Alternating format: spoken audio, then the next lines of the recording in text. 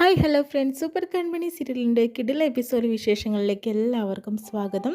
അങ്ങനെ കൃപയോട് കൃഷി സംസാരിക്കാട്ടോ ചെയ്യുന്നത്. കാരണം എന്താ വെച്ചിട്ടുണ്ടെങ്കിൽ മോളെ ഇന്ന് എന്തായാലും കൺമണി ചേച്ചിയുടെ ബർത്ത്ഡേ ആണ്. അവൾക്ക് ഒരുപാട് സന്തോഷമായി, പിന്നെ വിഷമമായിട്ടോ. പാവത്തിന് ഇതുവരെ ഇങ്ങനെ ഒരു ബർത്ത്ഡേ ആഘോഷം ഉണ്ടായിട്ടില്ല എന്ന് പറഞ്ഞിട്ട് കണ്ണ് നിറയുന്നുണ്ടായിരുന്നു. പാവമാണ് നിൻ്റെ കൺമണി ചേച്ചി. പിന്നെ നമുക്കൊരു കാര്യം ചെയ്താലോ, കൺമണിയുടെ ബർത്ത്ഡേ ഇവിടെ വെച്ചിട്ട് നമുക്കൊന്ന് കേക്ക് കട്ട് ചെയ്താലോ എന്ന് പറയാട്ടോ ചെയ്യുന്നത്. അപ്പോഴത്തേനും കൃപ ചിരിക്കുന്നുണ്ട്. അപ്പോൾ തന്നെ നഴ്സിനോടായിട്ട് ചോദിക്കുന്നുണ്ട്, കൃപ മോൾക്ക് നല്ല മാറ്റം ഉണ്ടല്ലേ എന്ന് പറയുമ്പോൾ നഴ്സ് പറയുന്നുണ്ട്, തീർച്ചയായും എത്രയും പെട്ടെന്ന് കൃപ മറ്റേ രീതിയിൽ തന്നെ തിരിച്ചു വരും, ആദ്യത്തെ പോലെ തന്നെ ആകും എന്നൊക്കെ പറഞ്ഞു കൊടുക്കുന്നുണ്ട്. അപ്പോഴത്തേനും ഒരു കാര്യം ചെയ്യാം, ഞാൻ കൺമണിയെ ഇപ്പം തന്നെ വിളിച്ച് ഇങ്ങോട്ട് വരാനായിട്ട് പറയാമെന്ന് പറഞ്ഞ് ഫോൺ ചെയ്ത് കൺമണിയെ വിളിക്കുകയാണ് കേട്ടോ. കൺമണിയെ വിളിക്കുന്ന സമയത്താണെങ്കിലോ കൺമണി നല്ലൊരു മാനസികാവസ്ഥയിലല്ല, കാരണം നല്ല വിഷമത്തിലാണ്. രാത്രി വീട്ടിൽ നടന്നിട്ടുള്ള കാര്യങ്ങളെല്ലാം ഓർത്തിട്ട് അപ്പോഴത്തേനും നമുക്കിന്നൊരു കേക്ക് കട്ട് ചെയ്താലോ കൺമണി എന്നൊക്കെ ചോദിക്കാട്ടോ ചെയ്യുന്നത്. കൃഷി വേണ്ട സർ, ഞാനിപ്പോൾ അതിന് നല്ല അവസ്ഥയിലല്ല എന്നൊക്കെ പറയുന്നുണ്ട്. നമ്മൾ പറയുന്നത് കൃപമോളും കേൾക്കുന്നുണ്ട് കൺമണി എന്നൊക്കെ പറയുമ്പോൾ, മോളെ ഇന്ന് എനിക്ക് അങ്ങോട്ട് വരാൻ സാധിക്കില്ല, അതിൻ്റെ പറ്റിയൊരു മാനസികാവസ്ഥയിലല്ല ഞാൻ പിന്നെ വിളിക്കാമെന്ന് പറഞ്ഞ് ഫോൺ കട്ട് ചെയ്യാണ്. അപ്പോൾ കൃഷി പറയുന്നുണ്ട്, നിൻ്റെ കൺമണി ചേച്ചി ഇന്ന് എന്തോ ഒരു നല്ലൊരു മൂഡിലല്ല അവൾ എന്നൊക്കെ പറയാണ്. എന്ത് പറ്റിയെന്ന് അറിയില്ല എന്ന് പറഞ്ഞുകൊണ്ടിരിക്കുകയാണ്. ആ സമയത്ത് തന്നെയാണ് അമ്മായിമാർ ഓരോ കാര്യങ്ങൾ പറഞ്ഞിട്ട് വരികയാണ്.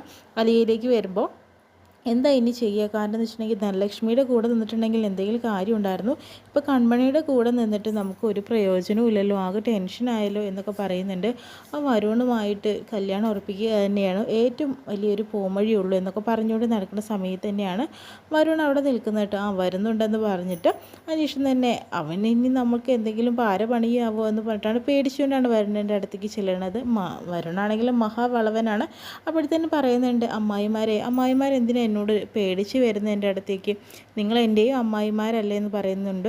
നിങ്ങളുടെ ഈ വിഷമം എനിക്ക് മനസ്സിലായി, ആ വീട് ജപ്തി ചെയ്യേണ്ട കാര്യം ആലോചിച്ചല്ലേ കൺമണി ആ ആധാരം തിരിച്ചെടുത്തോ എന്നൊക്കെ ചോദിക്കുമ്പോഴത്തേനും എവിടെ നിന്ന് എടുക്കാനാണ്, പിന്നെ ഞാൻ തിരിച്ചെടുത്ത് തരാം, പക്ഷേ ഞാൻ പറഞ്ഞൊരു നിബന്ധന എല്ലാവരും അനുസരിക്കണം എന്നൊക്കെ പറയുന്നുണ്ട് കേട്ടോ. കാരണം എന്ന് വെച്ചിട്ടുണ്ടെങ്കിൽ കൺമണി എനിക്ക് വേണം, അതിന് വേണ്ടി തന്നെയാണ് ഞാൻ ഇതിനൊക്കെ നിൽക്കുന്നത്. പിന്നെ നിങ്ങളുടെ മാത്രം വീടല്ലല്ലോ അത് എൻ്റെയും കൂടെ അല്ലേ, എനിക്ക് എത്രമാത്രം വിഷമമുണ്ടെന്ന് അറിയോ അമ്മായിമാർക്ക്. കാരണം എന്ന് വെച്ചിട്ടുണ്ടെങ്കിൽ എൻ്റെ നല്ല ഓർമ്മകളെല്ലാം തന്നെ അവിടെയാണ്. കൺമണിയെ ഞാൻ കല്യാണ മോതിരം അണിയിച്ചതും അതുപോലെ ഹോസ്പിറ്റലിൽ കൊണ്ടുപോയതും ഞാൻ ഇടയ്ക്ക് അങ്ങോട്ട് വരുന്നതും എല്ലാം അവിടുത്തെ വീട്ടിൽ തന്നെയല്ലേ. അതുകൊണ്ട് തന്നെ ഇനി എനിക്ക് ആ വീട് നഷ്ടപ്പെട്ട് പോകുന്നത് സഹിക്കാൻ കഴിയില്ല കേട്ടോ, അതുകൊണ്ടാണ് ഞാൻ അത് തിരിച്ചെടുക്കണം എന്ന് പറയുന്നത്. അപ്പോഴത്തേനും അമ്മായിമാർക്ക് സന്തോഷമാവുന്നുണ്ട്. എന്തായാലും അമ്മായിമാർ എൻ്റെ കൂടെ നിൽക്കണം, കൺമണിയെ എൻ്റെ കൈ പിടിച്ച് തരണം എന്നൊക്കെ പറയട്ടോ. അതിനു വേണ്ടി അമ്മായിമാർ പ്രയത്നിക്കണം എന്നൊക്കെ പറയുന്നുണ്ട്. അയ്യോ മോനെ, ഞങ്ങൾ നിന്നോട് ചെയ്തതൊക്കെ തെറ്റായിപ്പോയി എന്നൊക്കെ പറഞ്ഞു കൊടുക്കുന്നുണ്ട്. അതൊന്നും സാരില്ല, എൻ്റെ അമ്മ എന്നെ വഴക്ക് പറയാറുണ്ട്, ശ്വാസിക്കാറും ശിക്ഷിക്കാറൊക്കെ ഉണ്ടല്ലോ, അതേപോലെ ഞാൻ കരുതിയിട്ടുള്ളൂ, നിങ്ങൾ എൻ്റെ സ്വന്തം അമ്മായിമാരല്ലേ എന്നൊക്കെ പറയുന്നുണ്ട് കേട്ടോ. നിങ്ങളെനിക്ക് വാക്ക് തരില്ലേ എന്ന് പറയുമ്പോൾ വാക്ക് കൊടുക്കാട്ടോ ചെയ്യുന്നത്. ഞങ്ങൾ എന്തായാലും ഈ കല്യാണം നടത്താൻ മുന്നിലുണ്ടാവും എന്നൊക്കെ പറയുന്നുണ്ട്. അതിനുശേഷം ധനലക്ഷ്മിയാണ് കാണിക്കുന്നത്.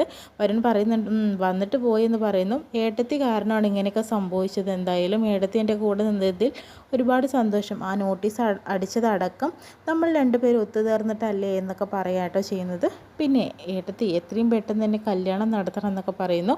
പിന്നീട് ഇതെല്ലാം തന്നെ ചെയ്തു തരുന്ന ഏട്ടത്തിക്ക് എൻ്റെ വകയായിട്ടൊരു പ്രതിഫലം കൂടി ഉണ്ടെന്ന് പറയുന്നു. എന്താ അരുൺ എന്ന് ചോദിക്കുമ്പോഴത്തേനും ആ 101 പവനും 10 ലക്ഷം രൂപയും ഏട്ടത്തിക്കുള്ളതാണെന്ന് പറയുമ്പോൾ ആകെ അമ്പരക്കാട്ടോ ചെയ്യുന്നത്. അപ്പോഴത്തേനും അയ്യോ, ഞാൻ പൈസയും അതുപോലെ സ്വർണ്ണമൊന്നും പ്രതീക്ഷിച്ചിട്ടല്ല വരുൺ, അതൊന്നും പറഞ്ഞിട്ട് കാര്യമില്ല, ഏടത്തി കാരണം എന്ന് വെച്ചാൽ ഏടത്തിക്ക് സ്വന്തമാണ് അതൊക്കെ പറയുന്നുണ്ട്. കൺമണി എൻ്റെ കൈ പിടിച്ച് തന്നാൽ മതിയെന്ന് പറയുന്നു. അത് ഞാൻ ഏറ്റു, നീ എന്തായാലും എന്നെ നിർബന്ധിച്ചല്ലേ, ഞാൻ തന്നെ എടുത്തേക്കാം എന്ന് പറഞ്ഞ് ഫോൺ കട്ട് ചെയ്യാണ്.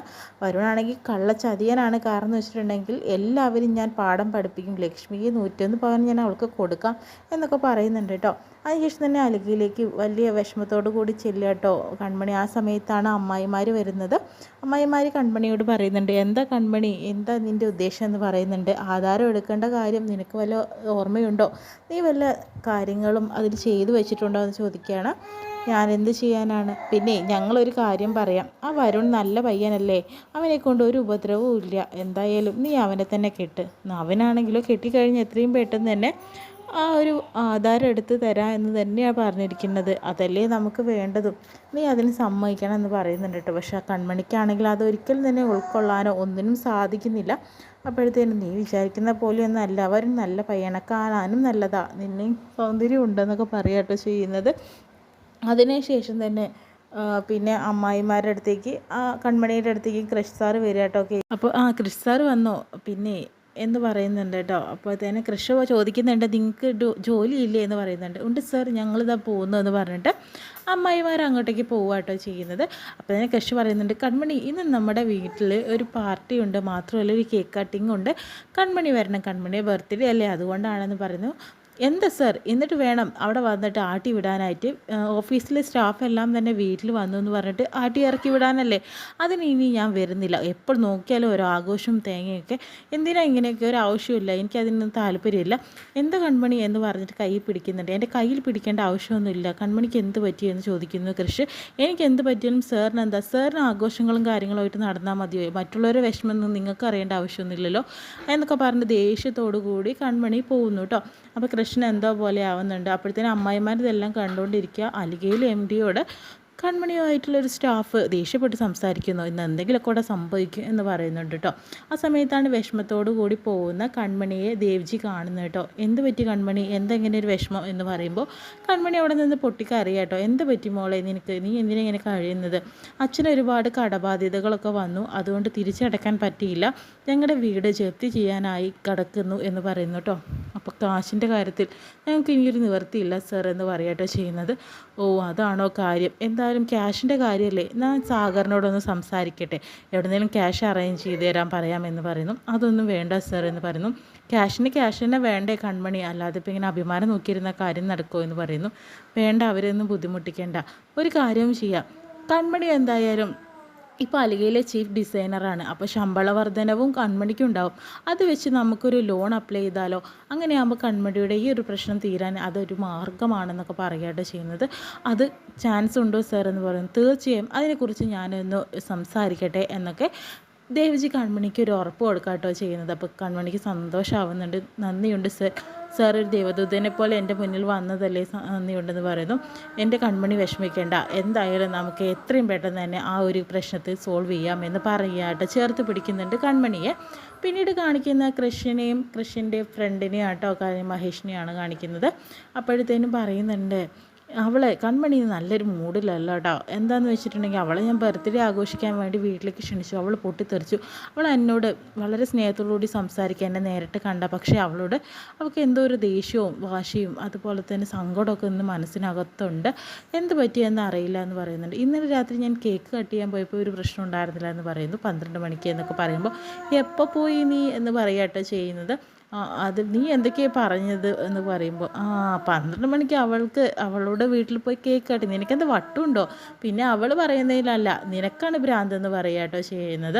എന്താടാ കാര്യങ്ങളൊക്കെ ഇത്രയും തേടെ എത്തിയില്ലേ, കാരണം കൺമണിയെ പോലെ ഒരു പെൺകുട്ടിയെ വേണമെന്ന് പറഞ്ഞിട്ടുണ്ടെങ്കിൽ അവളെ തന്നെ അടിച്ചുകൊണ്ട് പോവാടാ നീ എന്ന രീതിയിലൊക്കെ ചോദിക്കാട്ടോ ചെയ്യുന്നത്.